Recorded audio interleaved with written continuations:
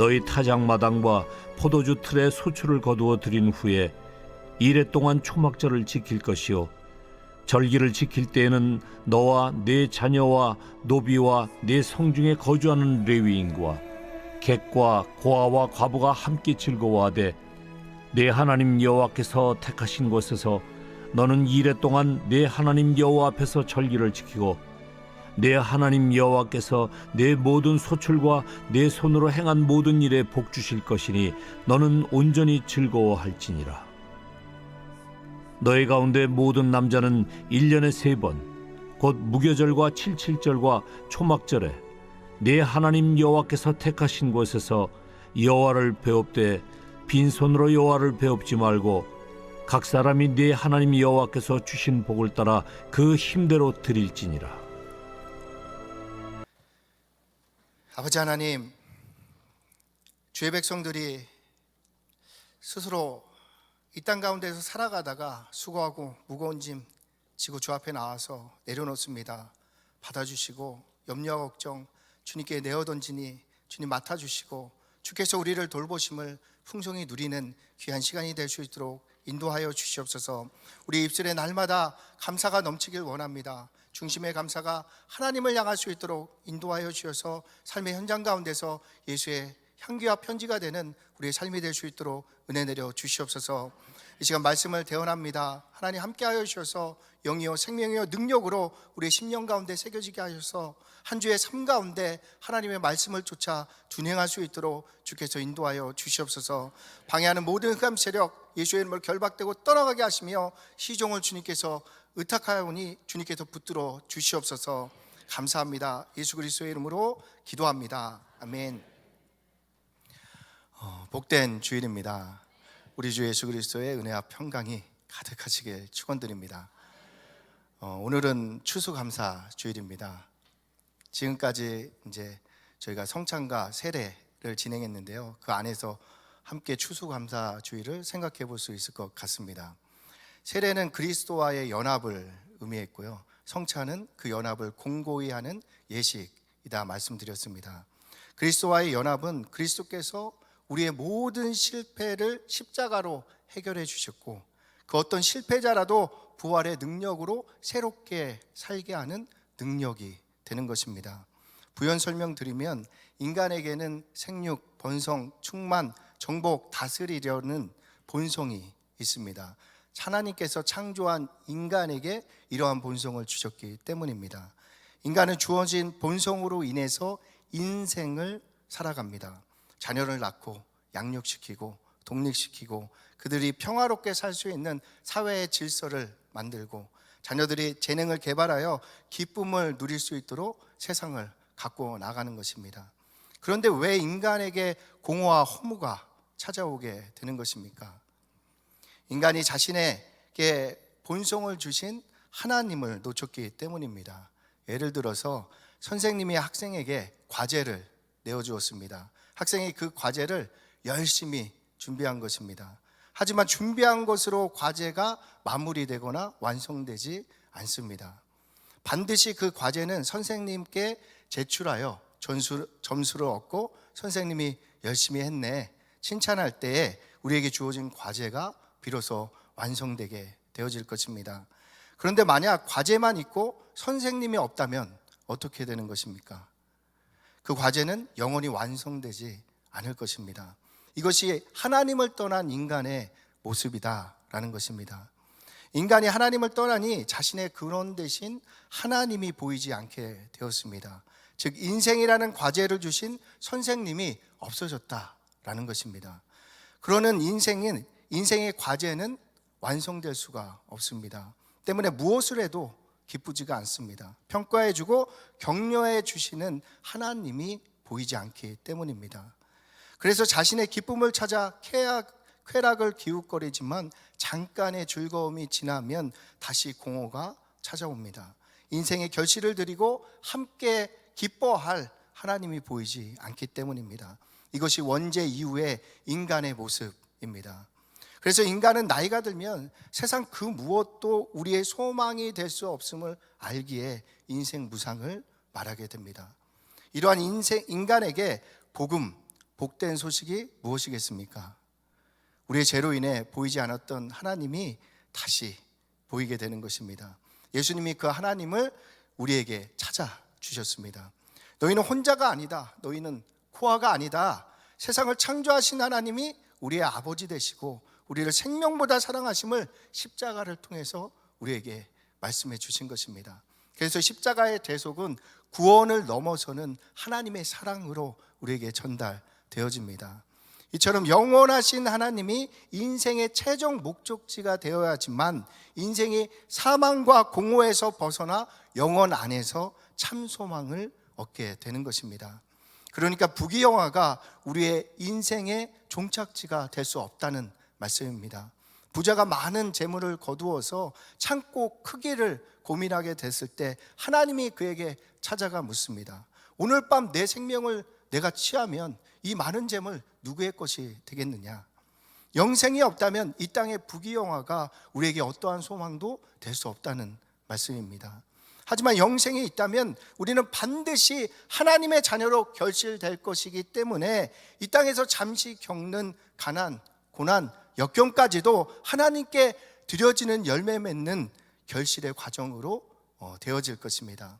이것이 우리의 믿음입니다. 우리는 이 믿음의 겨자씨를 우리 안에 심어야 합니다. 그때 의와 희락과 평강의 하나님의 나라가 우리 밖 어딘가가 아닌 우리 안에 있음을 알게 되어집니다. 다시 하나님으로 인해서 기뻐하는 삶을 시작하게 되는 것입니다. 그렇다면 어떻게 이 믿음의 겨자씨를 우리 안에 심을 수 있습니까? 아침에 일어나서 주님이 주신 하루에 감사함으로 시작하는 것입니다. 오늘 우리에게 원하시는 하나님의 뜻을 찾아서 이루기를 기도합니다. 우리 주님이 현장에 정복할 참 능력과 소망이 됨을 고백 드리는 것입니다. 그리고 염려하지 않고 하나님의 뜻을 쫓아서 오늘 하루를 살아가며 선을 행합니다. 남들이 피하는 일들을 자원하여 감당하고 주변의 어려운 사람들에게 손을 내밀어 돕는 것입니다. 우리가 천지의 주인 되신 하나님의 자녀됨을 알고 자신의 삶을 허투루 쓰는 것이 아니라 주어진 재능을 개발하는 삶을 살아가는 것입니다. 그리고 아버지 하나님께 하루 일과를 제출하면서 아버지 하나님의 응원과 격려로 하루를 마감하는 것입니다. 이것이 믿음을 삶에 심는 신앙생활의 모습입니다. 한번 해보시기 바랍니다. 그때부터 하나님이 우리의 아버지 되심을 누리게 될 것입니다. 정말 천지의 주인 되신 하나님이 내 아버지로 믿어진다면 세상 그 어떤 사랑과 상황 앞에서도 우리는 담대할 수 있지 않겠습니까? 출애굽기를 통해서 하나님과 함께한 삶의 모습을 보시면 그들이 광야에서 대단히 잘 살았던 것은 아니었다는 것을 알게 됩니다. 아무것도 없는 광야에서 만나 하나 먹게 하셨고 갈증에 지쳐 쓰러질 정도가 돼야지만 겨우 반석의 물을 얻게 하셨습니다. 하나님이 이러한 과정을 통해서 우리에게 거두어 드리려고 했던 것이 무엇이겠습니까? 하나님이 우리의 인생의 주인이십니다 라는 고백을 거두시길 원했던 것입니다. 진정으로 하나님이 우리의 주인됨을 믿어진다면 그때부터는 골리앗 앞에 있는 다윗과 같이 우리도 만군의 여호와의 이름으로 살 수 있게 되기 때문입니다. 우리도 만군의 여호와의 이름을 얻기 위해서 광야라는 학교에 입학해야 할 것입니다. 하나님은 인생의 주인으로 삼는 훈련에 임해야 한다는 것입니다. 우리 인생의 모든 영역에서 하나님을 주인으로 고백할 수 있으면 좋겠지만 먼저는 교회 안에서라도 우리가 하나님을 주인 삼는 연습을 해야 할 것입니다. 간단하게는 내가 원하는 봉사를 하는 것이 아니라 하나님께서 내게 원하시는 봉사를 선택하는 것입니다. 우리가 이러한 선택에서 하나님을 주인 삼는다면 세상 부귀영화가 줄 수 없는 만군의 여호와의 이름을 우리도 소유하게 될 것입니다. 오늘은 추수감사주일입니다. 하나님은 무언가 부족한 분이 아니십니다. 때문에 하나님은 우리가 드린다고 무조건 받아주시지는 않습니다. 즉 가인처럼 자신이 이룬 것을 하나님께 드린다고 해서 하나님이 기뻐 받으시지 않는다라는 말씀입니다. 아벨과 같이 그리스도로 맺은 결실을 드릴 때야만 하나님이 우리의 결실을 받아주십니다. 내가 원하는 것을 드리는 것이 아니라 하나님이 원하는 뜻에 순종한 결실을 하나님께 드리는 것입니다. 본문과 같이 힘대로 예물을 드려라 하신 절기가 셋이 있습니다. 유월절, 오순절, 그리고 수장절입니다. 추수감사주일은 이 수장절의 맥을 이은 것입니다. 추수감사주일에 대한 말씀을 나누기 앞서서 하나님이 주신 3대 절기에 대해서 함께 살펴보고 싶습니다. 유월절은 출애굽 시 어린 양의 피를 문설주와 임방에 발라서 죽음을 면한 사건을 기념하는 것입니다. 하나님은 유월절이 있는 달을 유대인들에게 새로운 한 해의 첫 달로 제정해 주셨습니다. 때문에 우리가 사용하는 양력과 유대력은 다릅니다. 하나님이 유대인들에게 세 달을 허락하신 이유는 애굽에서 노예로 살고 있었던 과거의 기억을 지우시고 그리스도 안에서 새롭게 살아가라 라고 말씀하고 계신 것입니다. 우리는 과거의 후회 속에 살아갈 수밖에 없습니다. 그때 공부를 더 했으면, 그때 유학을 선택했다면, 다른 선택을 했다면 하고 후회하는 일들은 60세가 되어도 일어나는 자연스러운 현상입니다. 그렇다면 어떻게 이러한 과거를 끊고 새로운 삶을 시작할 수 있습니까? 죽어야 한다라는 것이 유월절을 통해서 우리에게 알려주시는 하나님의 말씀입니다. 애굽의 이스라엘은 죽고 하나님의 이스라엘로 다시 사는 것입니다. 이것을 위해서 우리는 반드시 광야를 지나야 하는 것입니다. 광야는 구름 기둥만 쫓는 곳입니다. 그 기둥을 쫓아야지만 겨우 먹고 마시고 입을 수 있는 삶을 살게 하셨습니다. 즉 광야는 우리의 사방을 막아서 오직 하나님만 보게 만드는 장소였던 것입니다. 그래서 광야에서 얻게 되는 만나는 저장할 수가 없습니다. 그날 만나는 그날 먹어야 합니다. 그렇지 않으면 벌레가 반드시 생기기 때문입니다. 스스로 양식을 저장하여 내일을 준비할 수 없도록 하나님께서 광야를 통해서 훈련시킨 것입니다. 내일의 양식을 스스로 준비할 수 없다는 것을 깨닫게 한 것입니다. 하나님은 이러한 훈련을 통해 어제의 은혜로 오늘을 살 수 없다는 것과 오늘을 살기 위해서는 반드시 새로운 은혜를 하나님께 구해야 함을 알려주고 계십니다. 이것이 중요합니다. 우리는 이 땅의 것들을 축적해서 이기는 삶을 사는 것이 아닙니다. 하나님의 완전하신 계획이 있음을 믿고 구름기둥을 쫓음으로 이기는 삶을 살아가는 것입니다. 이스라엘은 광야에서 끊임없이 실패했습니다. 구름기둥과 불기둥과 함께하는 생활 가운데서도 하나님 앞에 불신앙을 고백했던 자들이 이스라엘 백성이었습니다. 그럼에도 하나님의 구름기둥이 이스라엘을 단 한 번도 떠난 적이 없었습니다. 그럼에도 하나님은 이스라엘에게 단 하루도 만나를 거르신 적이 없었다는 것을 광야를 통해서 하나님이 우리에게 알려주시는 것입니다. 무슨 말씀입니까? 우리는 실수할 수 있고 실패할 수 있습니다. 아니, 우리는 앞으로도 실수하고 실패하게 될 것입니다. 그래도 괜찮다. 내가 너희의 아버지고 내가 너희와 함께한다 말씀하시는 곳이 광야입니다. 더 실수하고 더 실패해도 하나님은 우리의 아버지 되시기에 반드시 우리를 일으켜 주셔서 마침내 가나안 땅에 입성하도록 인도할 것을 출애굽기를 통해서 우리에게 말씀해 주십니다. 이 하나님을 알고 믿어라가 광야의 의미인 것입니다.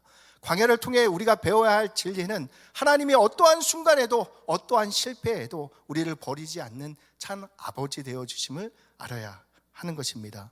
그러니 우리는 앞날에 염려로 걱정하는 자기 자신을 부인하고 지금 함께 하시는 하나님을 아버지로 누려가시길 예수님의 이름으로 축원드립니다.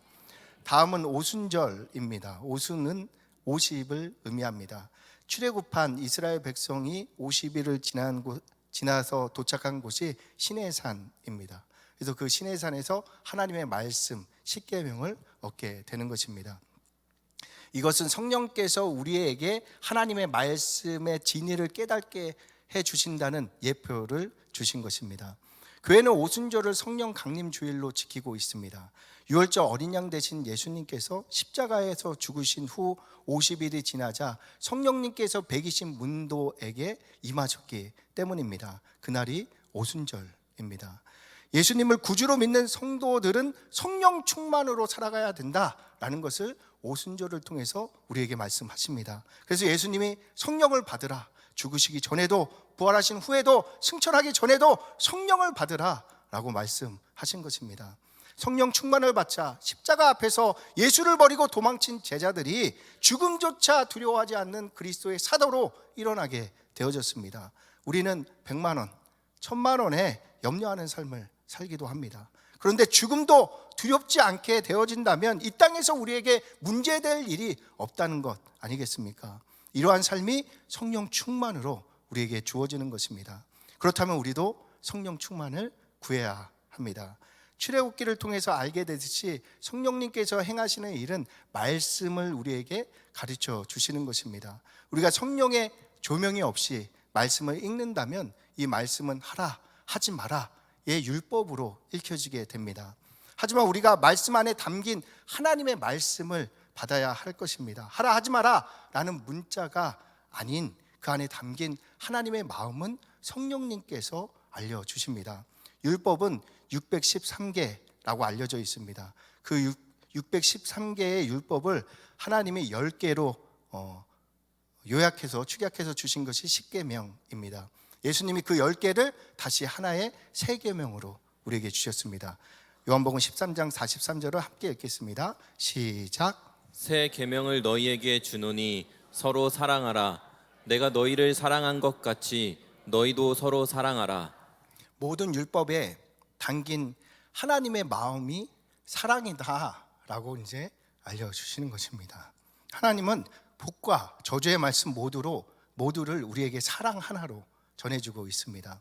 우리가 만나게 되는 복과 저주와 같은 상황들을 하나님의 사랑 하나로 우리가 받는 순간에 우리에게 찾아오는 모든 일들이 합력하여 반드시 하나님의 선으로 이루어질 것을 우리가 믿게 되는 것입니다. 이 진리를 알게 될 때 비로소 우리는 어떠한 문제 앞에서도 자유케 되는 것입니다.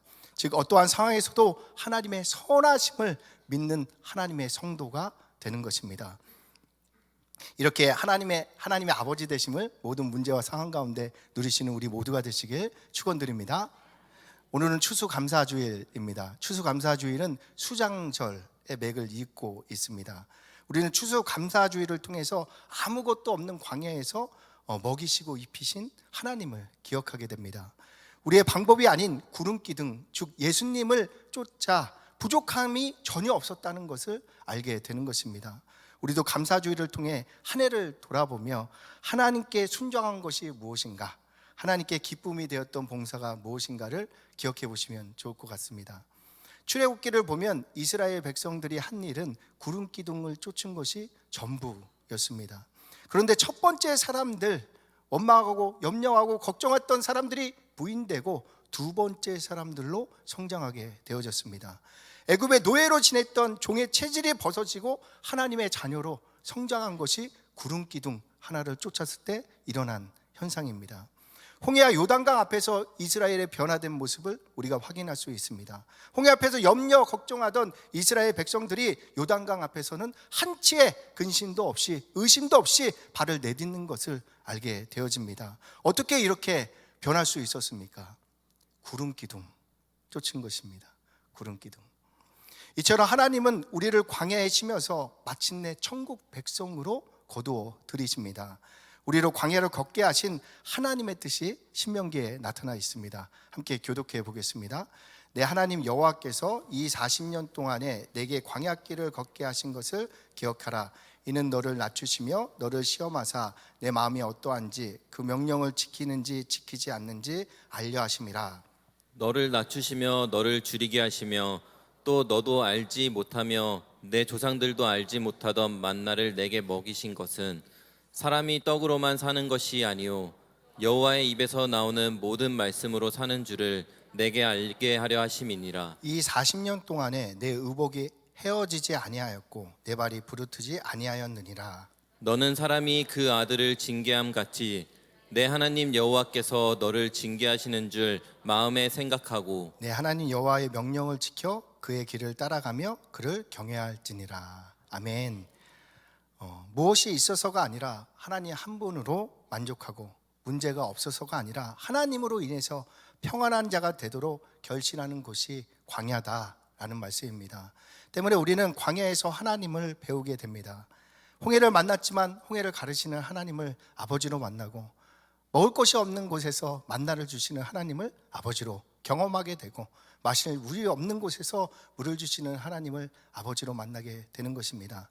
우리는 광야를 통해서 우리의 모든 삶이 오직 하나님의 은혜임과 하나님이 우리 인생의 참 주인 되심을 고백하게 되어집니다. 하나님이 인생이라는 씨를 광야라는 밭에 뿌려서 하나님이 기뻐하시는 거룩한 산재물로 거두어 들이시는 것입니다. 광야를 우리에게 적용해 볼 수 있습니다. 예를 들면 사랑하라 하신 말씀을 쫓는 것입니다. 이 말씀을 처음 받았을 때 광야와 같이 거칠게 우리에게 느껴질 것입니다. 하지만 그 말씀에 순종하면 그 안에서 하나님의 마음을 알게 되어집니다. 우리가 사랑을 시도함으로써 알게 되는 것은 도저히 사랑할 수 없는 나를 하나님이 사랑하셨음이 얼마나 위대한 것인지를 그 사랑에 굴복함으로 알게 되어지는 것입니다.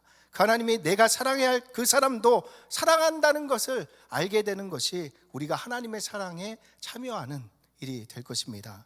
즉 사랑은 내 것이 아닌 주님 것임을 고백 드리는 것입니다.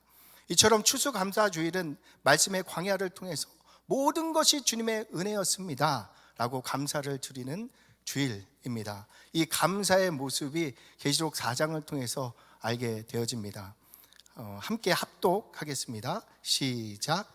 24 장로들이 보좌에 앉으신 이 앞에 엎드려 세세토록 살아계시는 이에게 경배하고 자기의 간을 보좌 앞에 드리며 이르되 우리 주 하나님이여 영광과 존귀와 권능을 받으시는 것이 합당하오니 주께서 만물을 지으신지라 만물이 주의 뜻대로 있었고 또 지으심을 받았나이다. 아멘. 우리에게 주어진 과제를 제출하고 인생이라는 과제를 제출하고 받은 그 면류관을 다시 장로님들이 하나님께 드리고 있습니다. 모든 것이 주님의 은혜였음을 고백 드리는 것입니다. 오늘 우리는 이 마음을 담아서 예물을 하나님께 드렸습니다. 이것이 추수감사주일에 하나님께서 우리를 통해서 거두시려는, 받으시려는 예물입니다. 하나님은 이 절기에 힘대로 드리라 하셨습니다. 힘대로 드리라는 것은 하나님께 받은 복대로 드려라 하는 것입니다. 유월절을 통해서 그리스도의 보혈로 구원을 받고, 오순절에 그리스도의 말씀을 받게 됩니다. 수장절에 그리스도의 말씀이 우리를 감동하여 그리스도인으로 결실하게 되어지는 것입니다. 이처럼 모든 것이 그리스도의 은혜였습니다. 그래서 우리는 추수감사주일을 통해서 모든 것이 주님의 은혜였습니다 라는 감사를 주님께 드리는 것입니다. 말씀을 정리하겠습니다. 소설 돈키호테의 저자 세르반테스는 풍족함은 좋은 것이지만 감사할 줄 모르게 하고 부족한 것은 나쁜 것이지만 감사를 알게 한다 라고 전합니다. 그래서인지 에덴 동산의 풍족함은 인간에게 감사를 잃어버리게 했습니다. 허용된 모든 나무의 열매에 감사치 못하게 하고 금지된 단 하나의 나무로 불평하게 만든 것입니다. 오늘날도 감사가 사라지고 있다 말씀들을 합니다. 이전 시대와 비교할 수 없는 풍요가 그 원인이다 라는 것입니다. 미국 뉴스 진행자인 데보라 노빌은 감사의 힘이라는 책을 저술했습니다. 그는 어려서부터 사소한 것에 감사했던 마음이 오늘날 자신을 만들었음을 고백합니다. 감사합니다 라고 말하는 데는 1초밖에 걸리지 않았지만 이 말이 위대한 성공을 이루어냈다라는 것입니다. 이러한 감사의 힘을 알기에 많은 부모님들이 자녀들에게 엄마, 아빠 다음으로 가르치는 용어가 감사합니다 라고 합니다. 하나님도 마찬가지입니다. 자녀인 우리에게 감사를 가르치길 원합니다. 감사가 자녀들의 삶을 복되게 만들 것을 알고 있기 때문입니다. 세상의 감사도 성공을 이루었다면 성도가 하나님께 드리는 감사는 얼마나 큰 이적과 복을 우리로 하여금 누리게 하겠습니까? 추수감사주일은 하나님이 우리를 성공시키기 위해 감사를 훈련시키는 날입니다. 우리는 앞으로도 실수하고 실패하고 넘어질 것입니다. 그때 잊지 마시기 바랍니다. 하나님이 단 한 번도 떠나지 않으셨고 단 하루도 만나를 주시지 않은 적이 없다는 사실입니다. 감사의 주간에 하나님이 우리의 아버지 되심을 기억하고 누리는 우리 모두가 되시길 축원드립니다.